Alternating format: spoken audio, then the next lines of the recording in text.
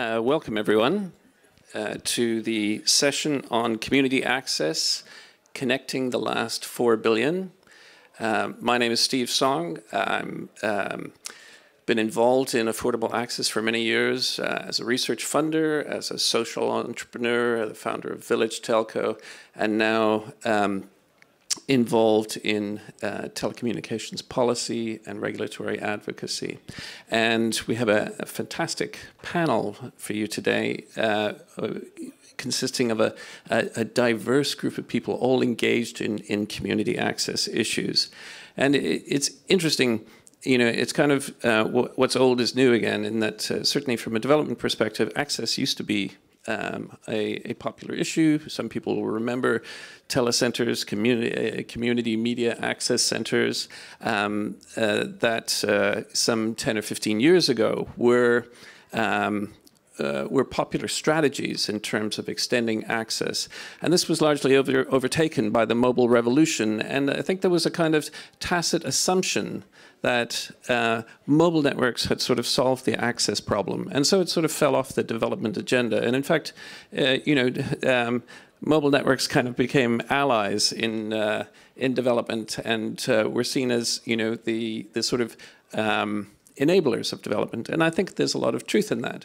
But it's also true that what we've seen over the last few years is that the growth of mobile networks is slowing, and their reach into rural and underserved areas is slowing even faster. And it seems unlikely that the current mobile network models are going to connect everybody. So the big question becomes, what models are going to enable affordable access for everyone? And that's what I hope we can address in this panel today.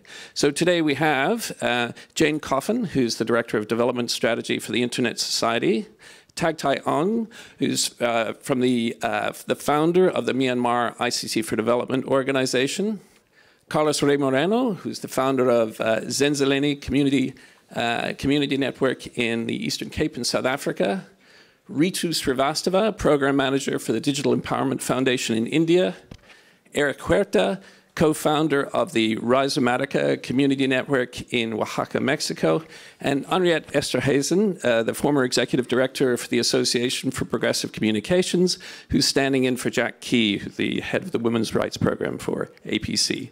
So what we're going to do is I'm going to give each of the panelists 2 minutes, and I want you to glare sternly at them if they go over their 2 minutes, to introduce their organization and the key essence of what they do. And then we're going to get into some questions and answers that I've prepared for them, and then turn it over to you in the audience to ask questions. So with that, Jane, would you like to kick us off? Sure. Thank you very much for joining us today. I'll quickly say that the Internet Society's vision is that the Internet is for everyone. We're focused on a mission to provide affordable, interoperable access. With respect to community networks, we do everything from help develop them, working with those community networks to listen to what they have to say, because it's not our job to speak for them, support them, fund them, help convene, provide funding for fellowships, and for community network to community network exchange.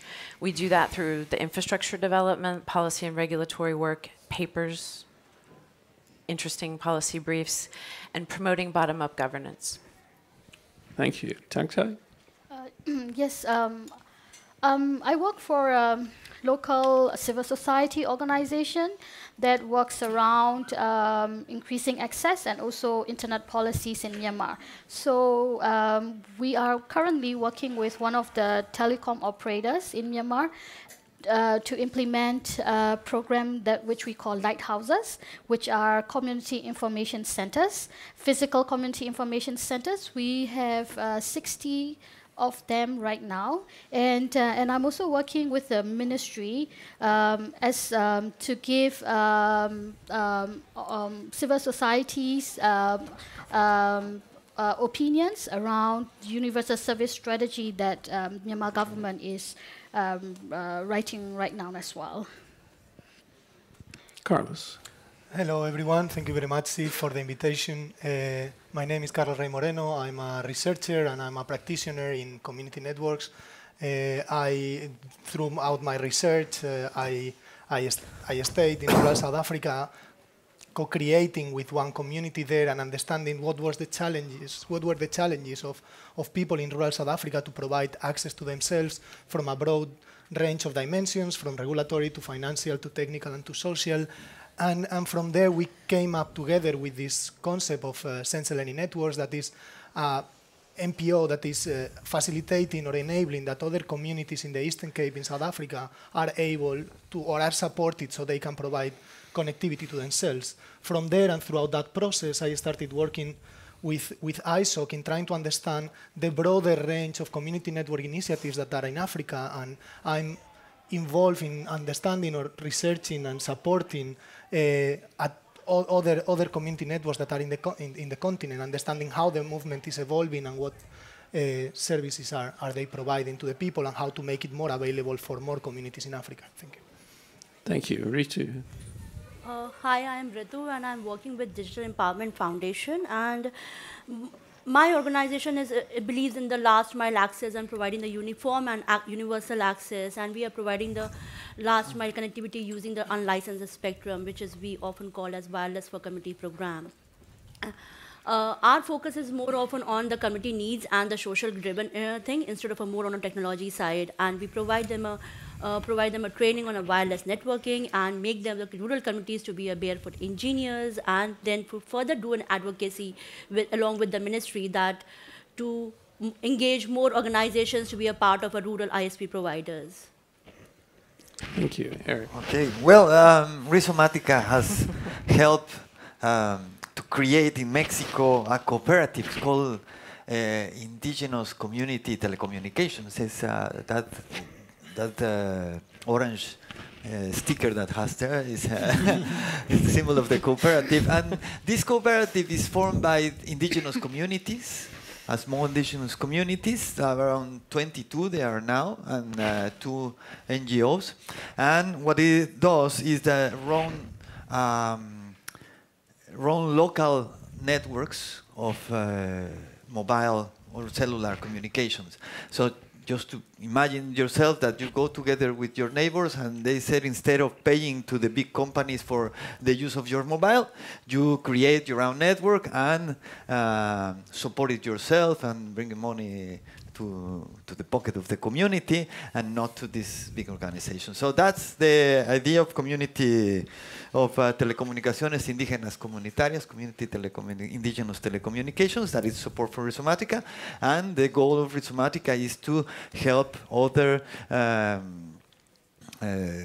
communities in different countries to do the same with the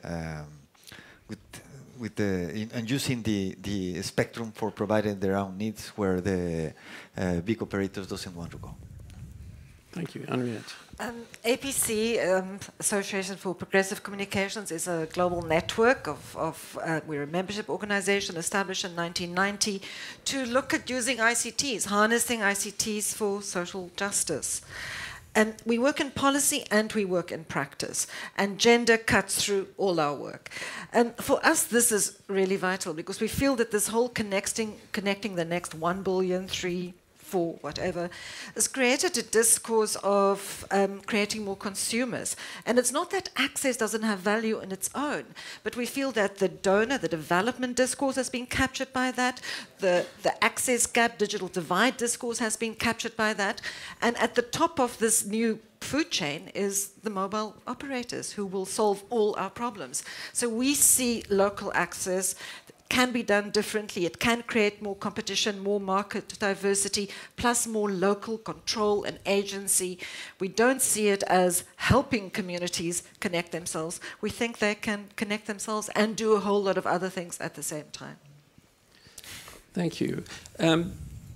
So I think that's an interesting question. Mobile networks really, though, have transformed the world. I mean, they've provided access where nobody thought there could be access. And there have been a lot of non-profit attempts to build internet infrastructure. But isn't it true that, I mean, the private sector is really just better at this, and we should leave it to them? We just need to reduce taxes on on the mobile network operators and provide them more spectrum, and ultimately the problem will be solved? Do we really need community networks? Eric, maybe you'd like to tackle that one. Do we really need the operators to do this? No, well, I think that we have overcome a myth, no? That only the big companies could reach this, and we have to wait quietly at some time that it arrives the connectivity to our places, and that's not true. No? There's a lot of examples, not some here at the network at this table that that show that communities can do themselves the connectivity, they can solve their problems, and they can do it more effectively and cheaper, and so they can provide easy their own services, and given eliminating the barriers that exist so that they can do it, because they don't do it because there are a lot of barriers. Artificial barriers, most of them. But if you tackle these barriers, then they can do it quite easily. Thank you. Ritu, you look like you wanted to jump in on that question. So I think I'll talk about more from an India perspective, that India has a 1.3 billion population, and 72% of women are not connected. They live in the remotest parts of the country. There are barriers for a geographical. There are barrier of content. There's a barrier of information, and so on and so forth, and cultural and social norms. I'm not even touching upon it. So when we talk about them and why not operators are reaching out them, it's the big question, and it's a myth. Really, it's a myth that why are not they reaching it out, because they don't see the market over there. They don't see that whether it's a market is because they live in a very diverse geography. One family is living in the one, and then another household is living 15 kilometers far away. They don't even see the value to reach out the one family. They do not even see the value to reach out the diversification of a geography. So that actually it requires for the communities, and it really this requires for a community to help them out for themselves. They need to build that particular content. They need to build their own infrastructure, and they need to build up their own infrastructure to be connected by other people as well. Because unless we are not recognizing our own value, operators are not willing to come out, because they want a market, they want a profit, they want something to be out of it. If they want to spend 1 rupee, they want 100 rupee to be out of it. So that's the chain.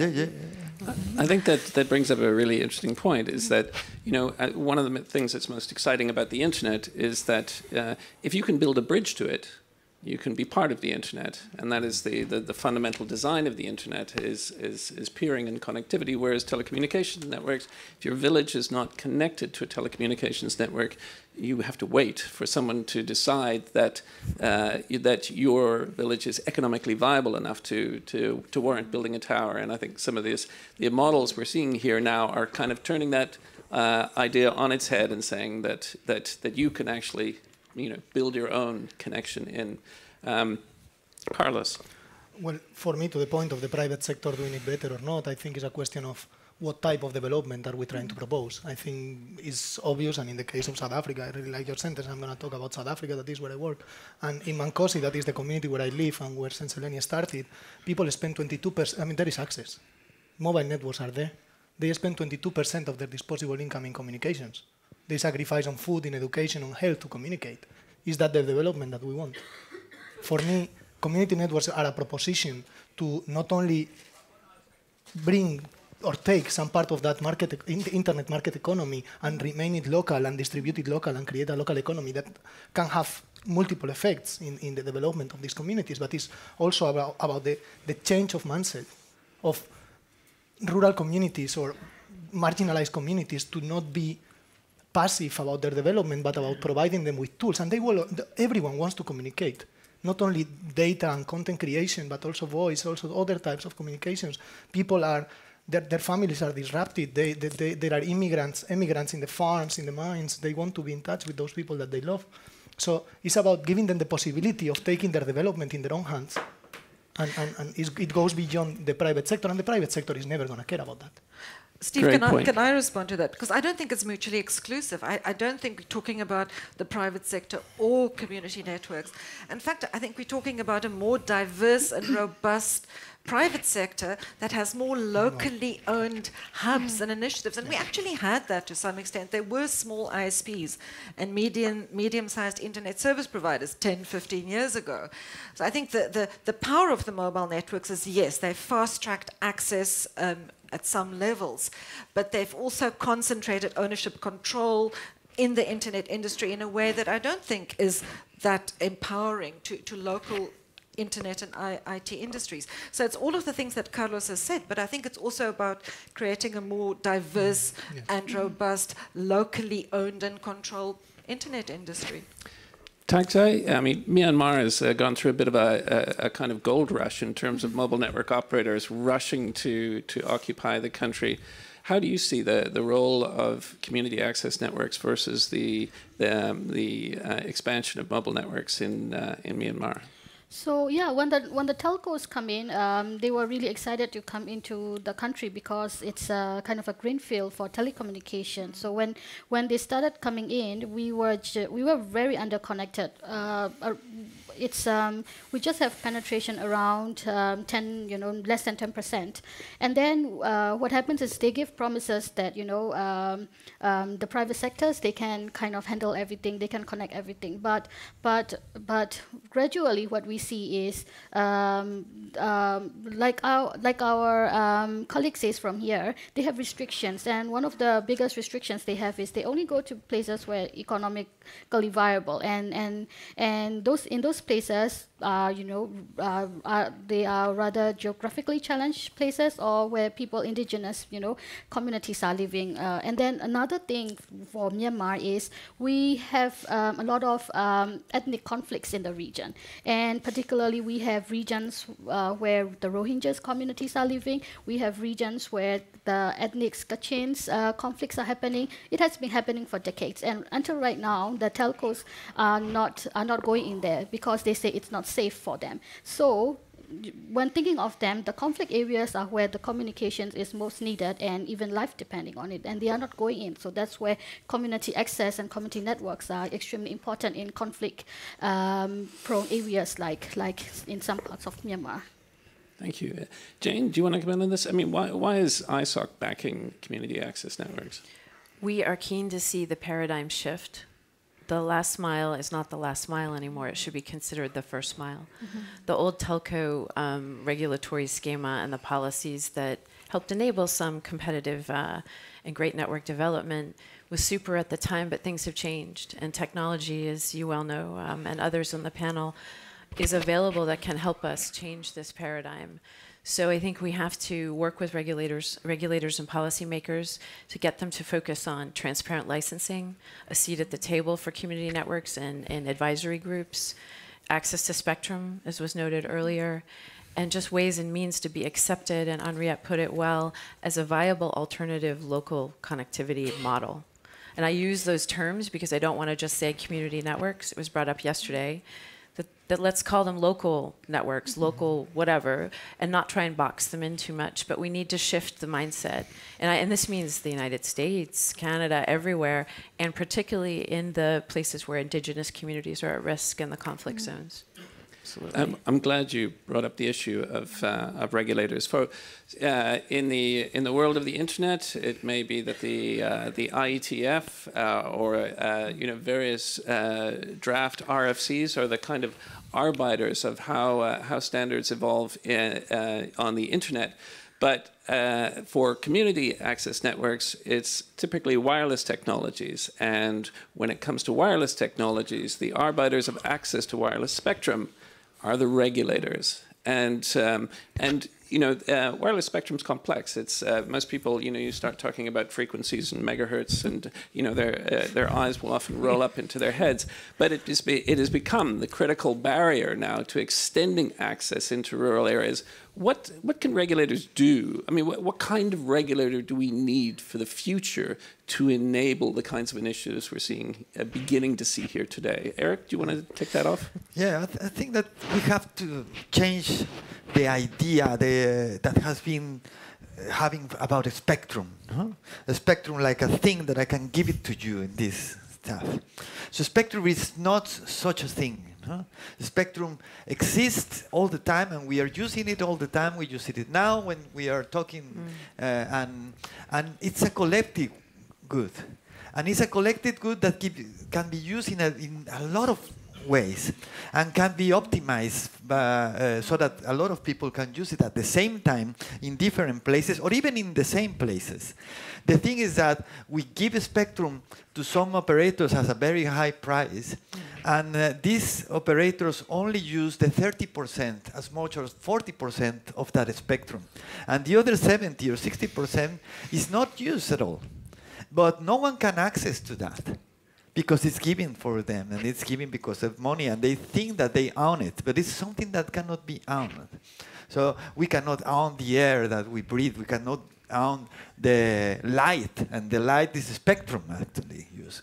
So this stupid mindset of giving the spectrum as a piece of land that is not, we have to change it. And so if someone is not using the spectrum, somebody should be using it because at the end, the importance of the spectrum is that can be used to communicate. I mean, if it's not used used for that, then that person shouldn't be using it.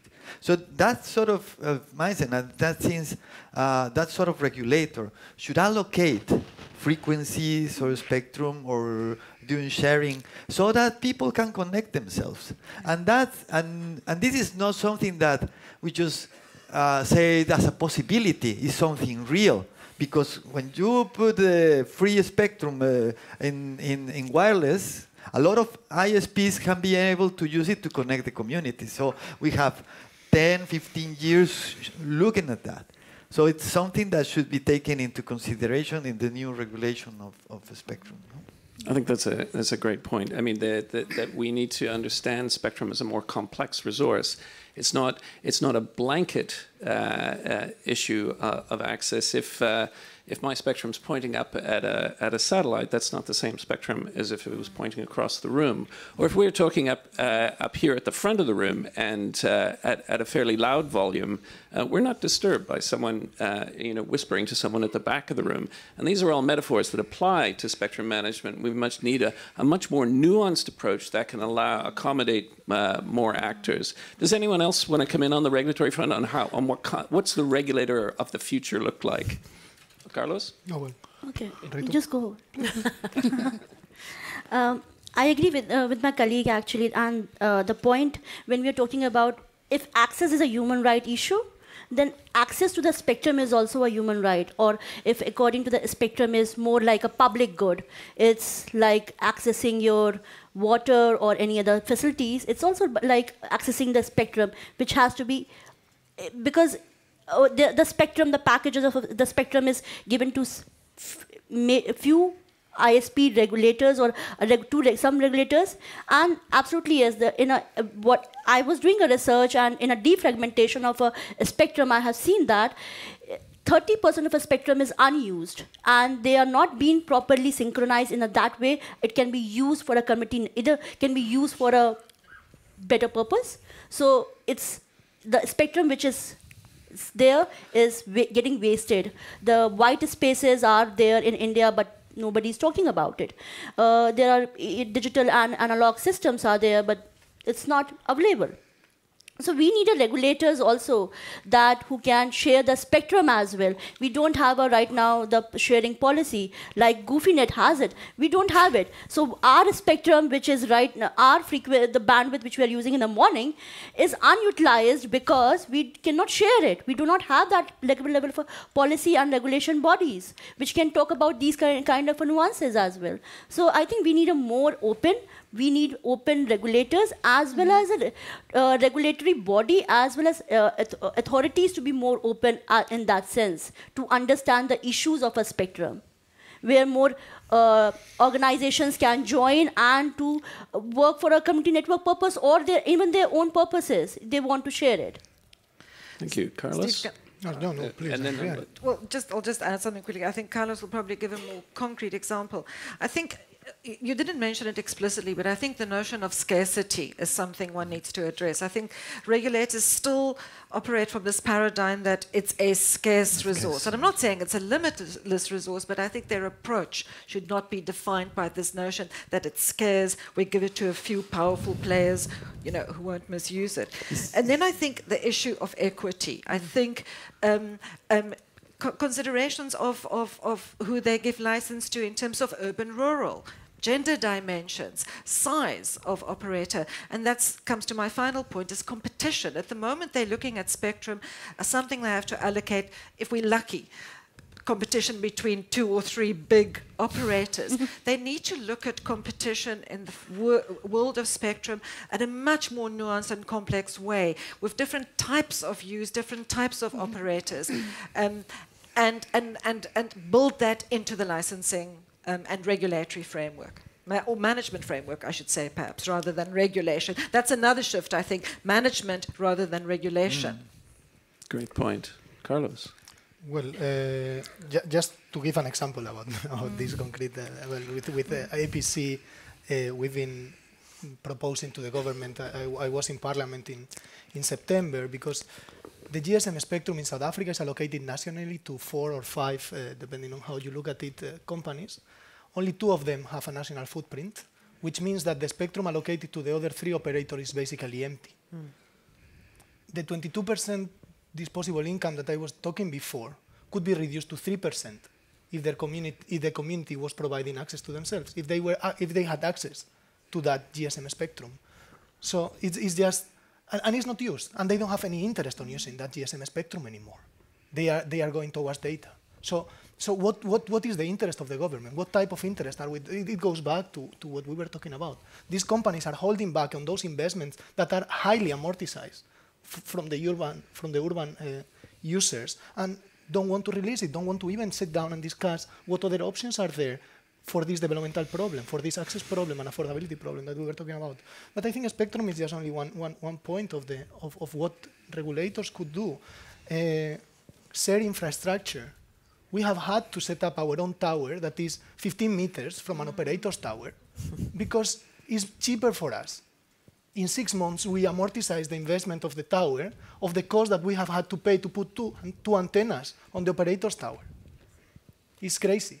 It's crazy. Anyway, that's just another point there. And then another thing that I think we've discussed extensively yesterday and whatnot is open access. The backhaul is super expensive. Well, you can elaborate on that later, but the access to backhaul should be managed in a different way that allows smaller operators also to have access to that backhaul and provide affordable internet access to themselves. But it's not only about the technology or the scope of the regulators. I think the governments in general or other agencies, for example, the Universal Service and Access Fund, but I think I know ISOC is working on this, so I will leave Jane to talk a bit more about that, but also other structures within governments, like the vocational training that they give. There is a lot of emphasis on digital literacy. Why not including in those vocational training the training of people that that could deploy their own infrastructure, operate it and maintain it, and generate local revenue, not only, again, digital literacy on how to navigate the web, on how to create your own content, but on how to create your own infrastructure. So I will leave it at that. Can I just take one Sure. point? The backhaul connectivity, when I'm taking the point from the Carlos as well, the backhaul connectivity, for example, in India, there's a national optic fiber line which has reached about 250,000 village councils, and that's the infrastructure. Paradigm shift is that the paradigm is about that when we had been talking to them with the ministry and the government, give us the backhaul from there, and we will take to the further level, to the village and to the further level as well, a household level. They are not ready, even they want to, but they are not ready. They don't understand the model as well. So the regulation, management, and all of the entire infrastructure management systems need to understand what are the diversification of a of the operators can be there. It cannot be only private operators. It can be any society, any individual person can also run their own kind of a network. So that really need to be understand. Backhaul is so expensive in India that, and takes about 3 months to get the backhaul itself. That's a fantastic point. I think as we move from 2G networks and voice networks onto broadband networks, suddenly the critical barrier to extending networks becomes the national backhaul network. And you often get one of two very bad scenarios. One where the national backhaul fiber network is built by the dominant operator and is used to entrench their position within the market, or you get a state-owned network that has been built. But the trouble with state-owned fiber networks is, how do you price them? And typically, the state-owned networks will be priced to match the private sector, because if they're priced significantly cheaper than the private sector, then the private sector will be up in arms about the government interfering with the market. And yet, we don't think this way about roads. We don't think this way about railways, right? In terms of enabling infrastructure, and I mean the word infrastructure in a very specific way. When we build a road, we don't think about, well, how can I get the money back as quickly as possible from this road? We think about, how can we get as much traffic flowing on this road to actually generate economic development? We have a big problem now in terms of how state-owned fiber networks are designed, because they're not designed to empower groups like Deaf India, like Rhizomatica, and others. So does anyone else want to come in on that issue of...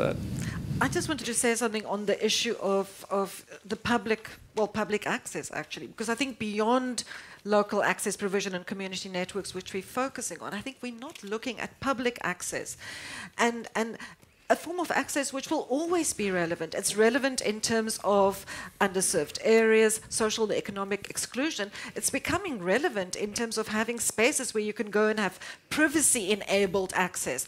I'd like every community, every town to have a library or a community center where you can go and have public access without being surveyed, without having to give your mobile phone number in order to get access. So I think that's something else we do need to think. The roads analogy is a perfect analogy, and I think that public access has to be part of what we're looking at as the set of solutions of diversifying and democratize access. Another point to add to Henriette's with respect to that engagement. I used to be a regulator. I've also been a policymaker, worked for a telco. You've got to engage with the regulator and the ministry. At first, it's not the easiest thing in the world, but I will tell you, I tried to have a public meeting in Moldova in 2002 with the regulator that I was working with. There was nearly a fight, and I love the people I was working with, but I did not even think about that it was the first time they tried to engage publicly to talk about more access and more information for policymaking. So the key thing I would say is, engage, and we've got to figure out ways to make recommendations through APC, through the Internet Society, through Eric, who's working with the regulator in Mexico, to come to the regulators and the policymakers and say, you've got to include civil society, you've got to include the networks themselves in your decision-making and advisory bodies. There's no way things will change if we don't force that. And that will also help with the public access, hopefully, question. And how do we make sure that the regulators and policymakers are looking at the public access issue that Henriette mentioned? It's critical because people need access to that dark fiber that actually is out there and not being used. Well, just when we're talking about connecting the unconnected and this big speech in UN and say, oh, let's connect the unconnected, they always come with two myths that here we have to just break and not allow, please, not allow anyone that appears with that speech, tell them you're wrong. The first myth is spectrum is scarce. We have seen that it's not scarce. And the second myth is that these communities that are unconnected are a market failure. No? That's what they say. No, it's a market failure. No, it's not a market failure. Yeah. It's a regulation failure that only considers such a specific type of operator to go there. And it's also that it doesn't understand how the market has changed regarding the backbone networks or the fiber optic networks.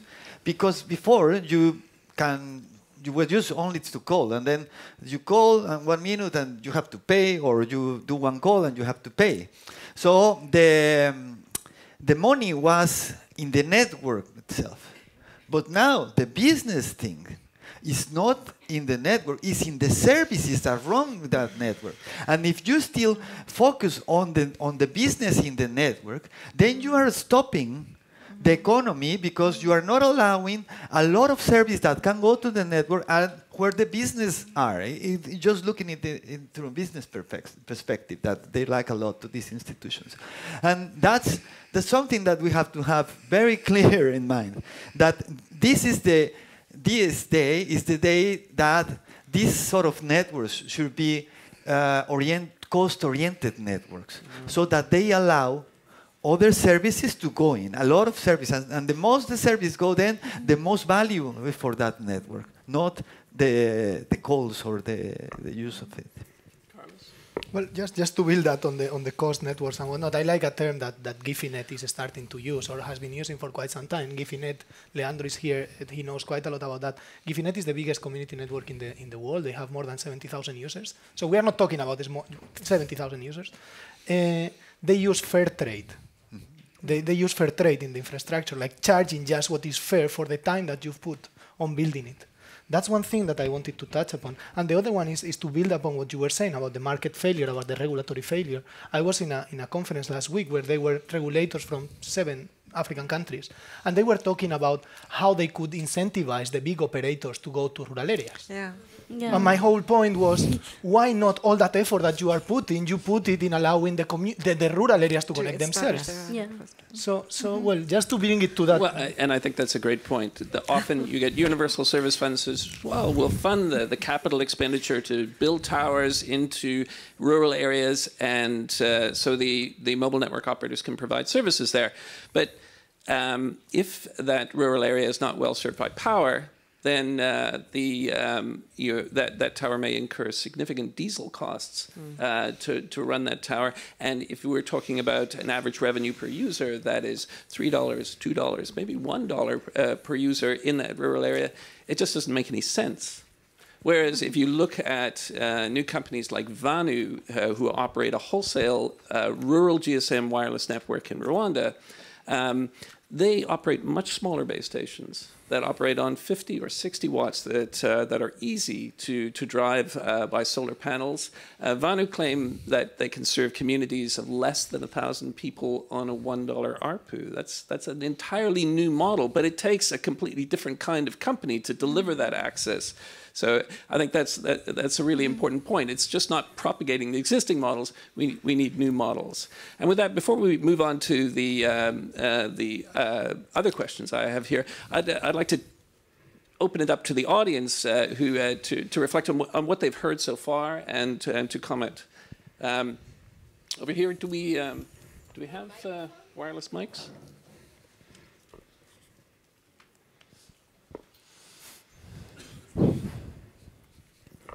Over here.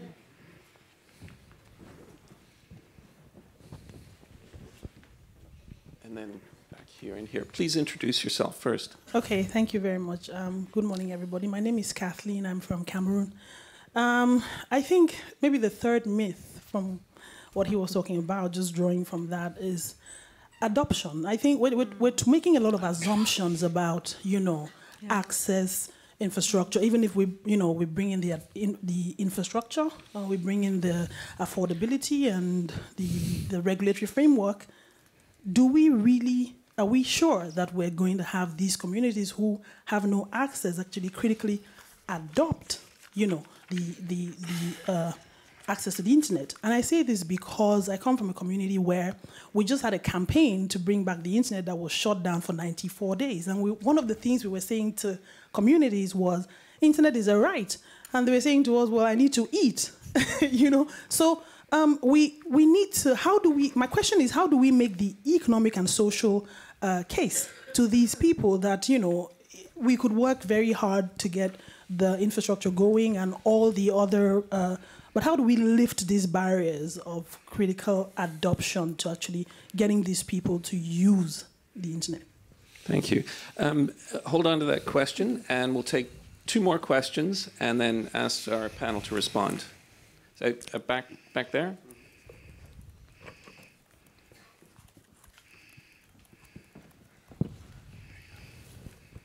Thank you. Hello, everyone. My name is Ivy. I come from Ghana. I work for the telecom regulator, but I support anything aimed at internet development, and that's how come I'm here. I would like to contribute to the discussion on spectrum. I want all of us to understand that, first and foremost, we all bear with me that the spectrum is a national asset, and the regulator has been appointed by the government just to facilitate and give technical advice.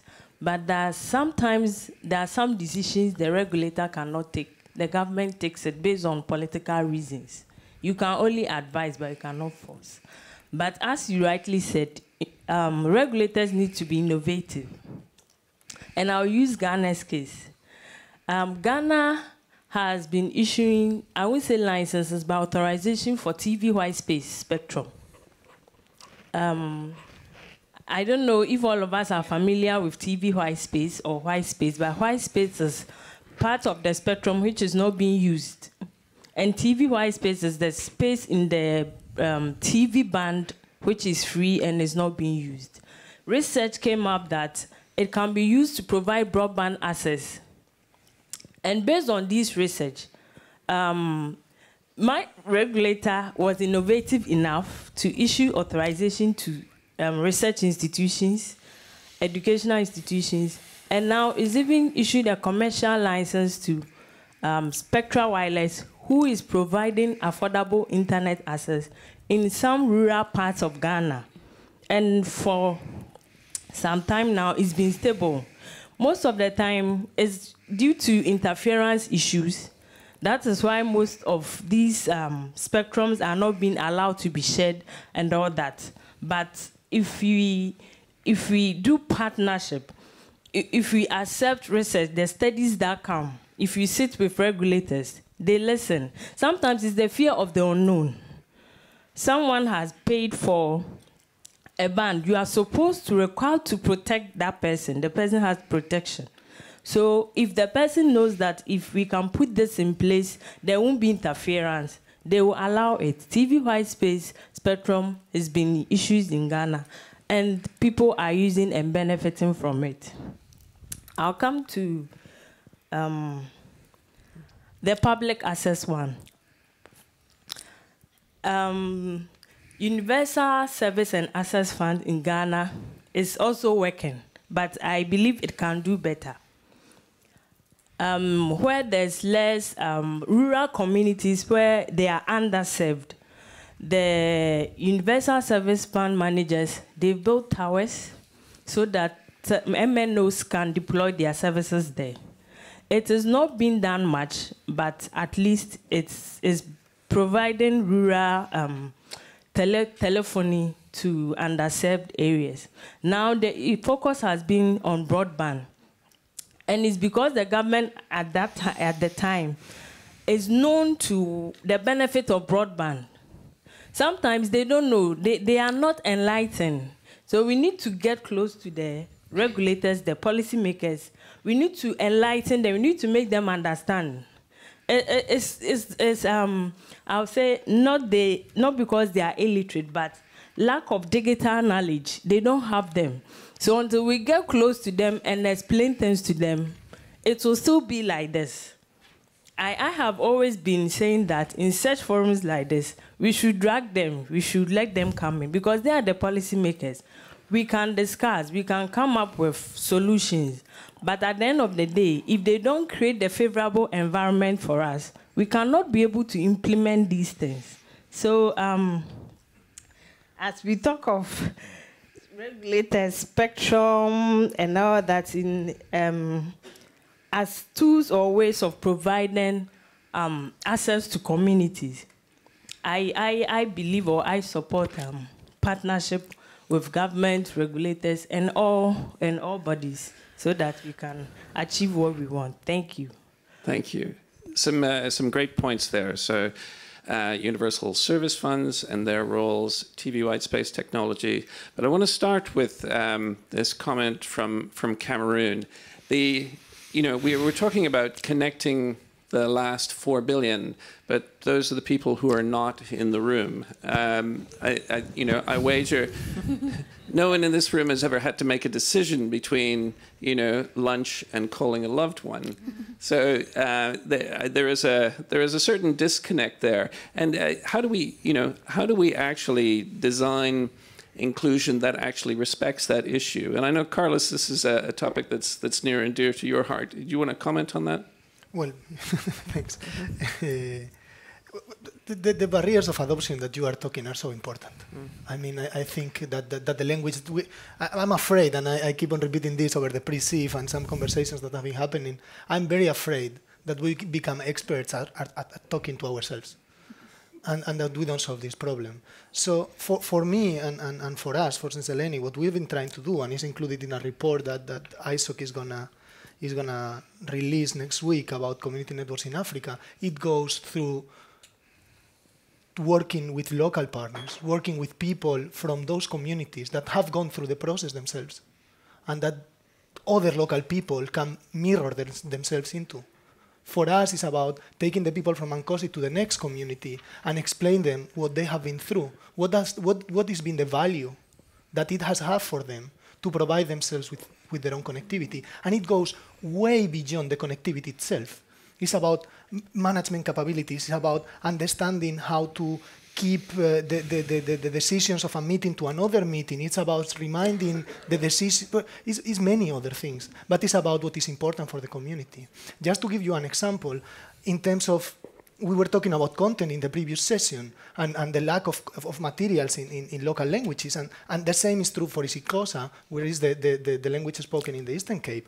And we had one of our project members, Luando, that went there and started sharing with them the possibility of the e-government services that are available for them. The governments, they have platforms, they have grants for people to access university, to people for access educational grants to go to higher education institutions that they are simply not aware of, and they are in their own language. It's just a question of transmitting in your own terms, in your own local culture, what are the benefits that are available out there, and for you to decide whether you want to take them or not. So, yeah. Okay. Could I Eric, then Henriette. Yeah. Okay. I think this, I sometimes get very frustrated with these things of the adoption, because they have built a lot of policy regarding adoption of the internet, and they call alphabet. I don't know. It's like training for use of internet, and yeah, one example of that is an experiment that was done in India, that they just put a computer there in place, and it's a video that you can find on the internet. It's called A Hole in the Wall, and they leave it for a couple of weeks, and then at some point they don't say anyone to that. It's a community that doesn't have had internet or a computer or whatever. And after 2 weeks, the children there know how to use the computer, know what the computer needs to be better, not a lot of stuff. So this thing of the adoption of the internet, it has been mainly a problem of how the technology is introduced to a community. Because the internet, although we say it is a right, we also can think that it as a tool. And to use a tool, first you have to know what are the things that you need, what are to be aware of your needs, of your aspirations, of your passions. And then from that, you will make use of that tool, understand the tool, made it for you. And that's something that doesn't happen usually when the internet is go. It comes, the internet, and they say, you can use this for this, for this, for this, but not. Each community has to discover, to find what is it for. And that's the way the community get appropriate technology and make it use of it. Great point. Henriette? Well, I think you talked about the myths at the Connect the Next Billion. I think the system is really broken in terms of supply and demand at both policy and practice levels. So you see a broadband policy or a national connectivity plan. It's very focused on supply. That would be creating the infrastructure. Then someone criticizes and says there's no demand side to it. Then they look at what can government do to create useful content. They create e-government programs which actually create more exclusion than inclusion. So I think the trick is to look at the relationship between the infrastructure and the adoption, and to look at that in the context of social inequality, exclusion, at what political culture, what rights, how open it is, what are the cultural norms that prevent women, for example, from using the internet. So it's not a simple problem, but they are both very important, but they're also connected. And I think that the point about adoption, you talked about local language. I think that's another myth. You're going to create content in local language and then people will start to use it. I think the real trick is in the relevance, the sense of agency, the sense of control. And it can take a long time, which is not necessarily a bad thing. But it has to be connected with all of those other factors, from capacity to openness to rights to and inclusion ultimately. Even the way you install the internet, if you do it with the people, then they will know how to repair it, they get trust in how to manage the equipment that is there. Sometimes it's come an expert, they put the thing there, and they say, don't touch it because you're going to break it down. No? And that's something that puts a barrier of adoption of the tool because they cannot Facebook? access it. By using it? That would be nice. Ritu. Yeah. I think it's like a highway. If you build a highway, people will come and open their shops. So people will understand what is why do they want to use the internet. And this is something which we have learned through our interventions, that when we were giving them a laptop, we didn't tell them what to use and how to use. They just explored it by themselves and they just learned it by themselves. And so there are some various examples which I would like to share. Like in one of our locations where handloom weavers are doing a pretty good job. They are archiving their designs on our internet and they are understanding what is the new market. So for them, it's a new thing to understand it. And there's another example where it's a tribal community living, it's not the part, they are not a part of a constitution of India. They are called Agora Tribes, and they are basically salt farmers. They live 6 months in a salt farming land, and they come back after 6 months. They come back to the surrounding periphery of that salt farming land, and there are jute-made schools which they do not have a connectivity. They do not have. It's a complete media dark zone area. No telecom tower, nothing. So it's that. And we just went with the vehicle which has a solar power panel, which has laptop and other things, and just we kept them, and people instantly started coming and just trying to understand what exactly is that. Just left for 2 days, it's open. And we saw that people are using it for their own purposes. They started connecting to that.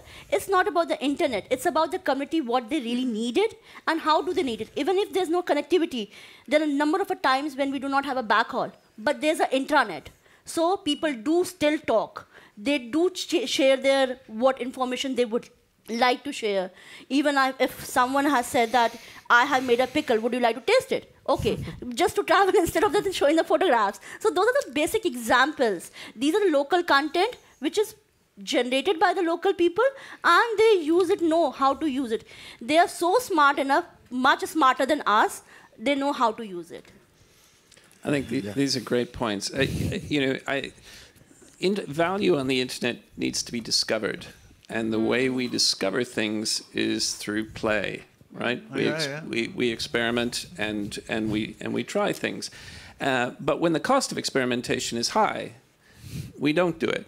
And so I think because most of the people in this room and most of the people involved in decision making around access have never had to make a decision about paying for lunch or paying for a call, we underplay the importance of affordability in terms of access. Just quickly to jump on again to that particular comment, and maybe related to what Henriette was saying. One thing is the use of the internet per se, but we are talking about building infrastructure. I think it's a way other psychological step and change of mindset. And I think there are definitely barriers of adoption that needs to be understood better.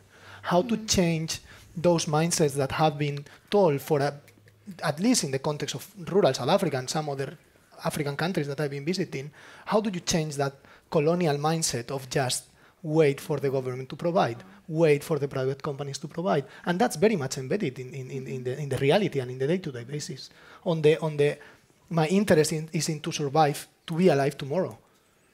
My interest is in not gathering money, as Sigo said, because at the end, for this infrastructure, you eventually need to do, as in the case of Rhizomatica, the communities pitch the money to build that infrastructure. How are you asking someone? You need to have very clear incentives and very clear communicated benefits, even though they can play or not play afterwards with that.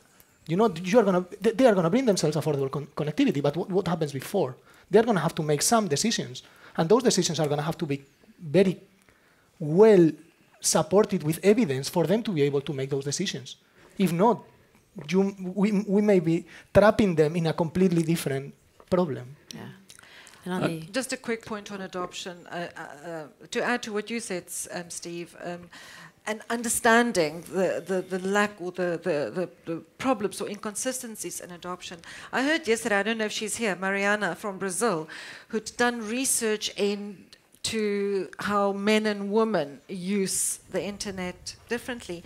And they discovered that time is a big factor, that even if there's equal access, that women spend far less time on the internet than men do, because they have less spare time. And that's going to affect that relationship that you're talking about, that one develops with the technology and with the network through experimentation and through play. So it's affordability, but there are also other factors, and I think we often don't even try to understand all of those other factors. Jane, did you want to? It was to your point about affordability and how we can also work with the communities, as our colleague from Cameroon had said. I think one of the key things might be for those of us that work for organizations that have funding and can work with communities to get out to the communities, listen to what you have to say about what is most useful and relevant to you. It goes to the point of locally relevant content. We put out a report last week on content in Rwanda and trying to bring 10,000 websites back to Rwanda because they weren't hosting their own local newspapers, their own local content. So that's available as something that could be replicated in Cameroon. We also have local chapters, and I know APC has a lot of members. We have resources that we can try and distribute and work with some of you to bring you more information, and then you decide what to do. There are also, I want to make a pitch here for the Libraries Without Borders. Local libraries can be set up as information zones and access centers. Many of us are working with local libraries, and so I think that's something to put a pitch out there for on access, as Henriette had mentioned, access centers. So I want to take us into a slightly different direction here, and a lot of people. The mobile network operators argue that they need exclusive access to spectrum because without it, they won't be able to attract investors. They won't be able to attract the millions of dollars that are required to build out these networks. And that's a powerful argument, because without guaranteed access to spectrum, you have you have uncertainty. You don't have a guarantee of access, and for an investor, that's a big deal. So, but it brings me to this question of community networks. The majority, with a few notable exceptions, are small, right? They're typically small. They represent a few communities. Razumatica, I know you're in 20 communities now, or 22, I think. Zenzaleni is operating in a couple of communities. I've forgotten how many Deaf India have. But the question is, can community networks scale, or should they? Is that the role of community networks to scale, or what does it mean? What does scale mean from a kind of community access as perspective? Well, if may I think that could be another myth, no? That the operators, they said, we need a guarantee that the spectrum is ours, no? And they need that they have guaranteed protection from interference. And that's important. And doesn't mean that you cannot allocate the spectrum in secondary use to them and guarantee not interference of that. So that's another thing that it's important to be said in these things. And regarding scale, no, I think that there are three layers, or different layers in the economy. And layers. Well, layers, there are more than layers. The three layers in the economy. Yeah? One layer is the sustainable subsistence economy. So it's not much money there, no? But it doesn't mean that the people cannot operate a network, and they can do it. They can operate a network there. And so it's the first mile that we say, or the last mile for others, but the first mile for us. And that is, the community is better doing that way. But at some point, get things a bit complicated, no? The things a bit, you need more skills on programming or building some equipment or that, so, and maybe you cannot attend it at that small level. So you get together with others and put efforts and join efforts so that someone in this other layer of economy, probably in a more local and a more local economy, can do that part. And then there comes other places like where you get access to the backbone, that it's mainly sometimes in a city or something, or you have to deal with these government issues, or you have to go to the ITU to defend your rights or whatever. And then you need to go together with a network. So you are small, but they are big at the same time, no? So you change without changing. I think that's a thing of symmetry, no? You don't change your size, you remain small, but if you join with others, then you can act where you need to be big. I want to respond to this, Steve, because I think they're too big. I love Eric's idea of myths. Firstly, I think the mobile operators, they're really good at spin, and they're really good at fabrication, such as the fabrication about interconnection costs and how much it really costs them, and as a result, what users must pay. And I think about the cost of infrastructure. Why then are they so reluctant to adopt infrastructure sharing models? So I think that needs to be deconstructed. But your question about scaling, I think it's a really interesting one, and I haven't consulted all my APC community networks colleagues about this yet. I don't think they should have to scale. I think there's a myth in the development world, in development funding and development practice, that what we are doing is identifying models, donors fund projects, and then if these projects work, we found a solution and we scale them and we roll them out at scale, and then we solve development problems. And I don't think I think that pressure actually kills initiative. For me, scaling or impact is achieved through sustainability. So maybe you don't have many community networks. Maybe Zenzaleni remains the only community network in its region. It doesn't expand in the way that Rizumatica has. But if that network builds empowerment and agency, nuances more the services, there's more control, there's more gender, engagement of women, of young people, that is development impact. Far more important to me than replicating the model in different places where it seems to make sense to replicate it. Okay, we're going to take a couple of reactions from the panel and then open up to more questions. Tagtai, I mean, what about your organization? Do you see yourself as, do you have national ambitions, regional ambitions? Well, I mean, it's hard for us to say in our case because we are working with one of the telecom operators in implementing these community access centers. So we have restrictions because we can only work where those telecom operators have connectivity. But on the other hand, we also work with other communities that are trying to set up community networks and scale them. But just to answer back the questions about should they scale, I think providing access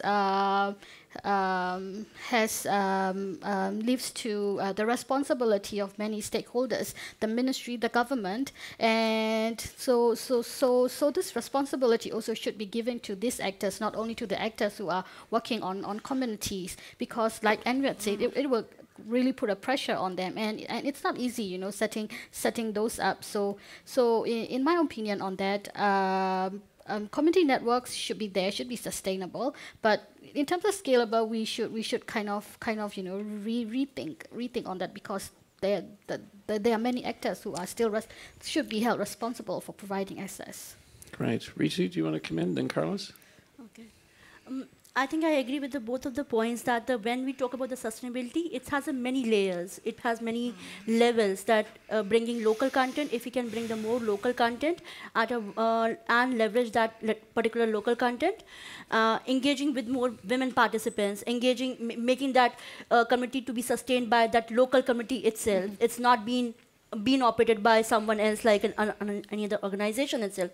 More operation is being managed by that particular committee, and that particular space should be utilized not only for taking access to information, but it's a two-way communication systems. Broadcasting community broadcasting can happen. People can come and join that place actually for their own for whatever purposes actually. So that is also could be looked as a social sustainability model. It does not always require to have a economic sustainability model. It can have a social sustainability model as well, where social capital has been looked after instead of looking at economic capital and what we are talking about, the investments. And when we talk with regulators, it's more about the regulators from economic capital. It's also about the social capital. When we talk about, and these are some of things when we talk about community networks, it can be looked from the social capital, social investment, and how many people are engaged with that particular network. Whether it's been clubbed as a society, it's something like they are already talking about it. Thank you. Carlos? Well, I think we all agree on the question of the layers and how different communities should. Definitely the economies of scale, and we were talking about it on the bus yesterday. Like how for Rhizomatica aggregating different communities is allowing them to cut down the cost for the communities themselves. There is a point on economies of scale towards the bandwidth, that the more bandwidth you purchase, the less you pay, the more minutes you buy from the voice over IP provider, the less is the price per minute. So there are the same TIC is organized with the communities, kind of each community is independent and autonomous on themselves, but then there is an umbrella organization that veils for interacting with this broader ICT ecosystem and allowing them to, in terms of procurement, in terms of problem solving, etc. But it's also economies of scale. I don't know if that word exists in English, but distance when you have to maintain something. Yes. Not in the case of maybe the GSM centralized open base station. I mean base station that in the case of Rhizomatica, but in the case of a mesh network or a wireless mesh network, you need to go and check whether the router is working. If the router is 15 kilometers away in a rural area where no one has a car, it's going to take considerable time or effort or money or whatever to actually repair. Maybe it's just a reboot, but whatever. Whereas if it's local, the more local you maintain it, the easier it is to fix it and the cheaper it is to fix it. Also with regards to social arrangements, like many times, and I don't know, maybe other people in the room can comment to it, this community here is rival to this community here. So to scale, how are you going to ask the rival community across the river to allow you to put a pole? Or to allow you, is the next hope towards the backhaul. Maybe you need to say, no, you have your own accountability and your own independency, and we all together establish that. From maybe an outdoor partner, bringing them together and explain them differently the benefits, but they are not going to talk to each other. So how are you going to scale from here if you are surrounded by rival communities? So I think scale, yes, but coordinated by an umbrella organization. Great, thank you. Comments or questions from the audience over here? Okay. Here. Oh yeah, over here.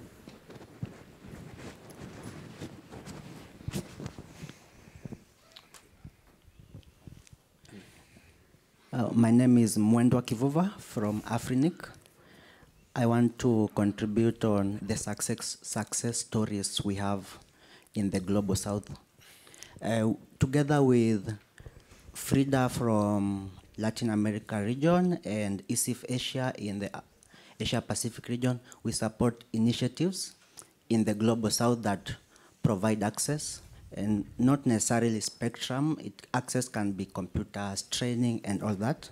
Like last year, the Fund for Internet Research and Education through our partners, which is Internet Society, CIDA, IDRC, and Google, we were able to fund a community center in Uganda, where they are connecting they have different labs in different centers in northern Uganda, so they're able to connect both their centers through some spectrum, so we were able to provide funding for them. Some farmers in Kenya, there's a farming community in some eastern part of Kenya through an ISO grant. The farmers are able to be trained on use of the internet, and also there was a capacity building workshop for children in Gambia, Tanzania, and Uganda.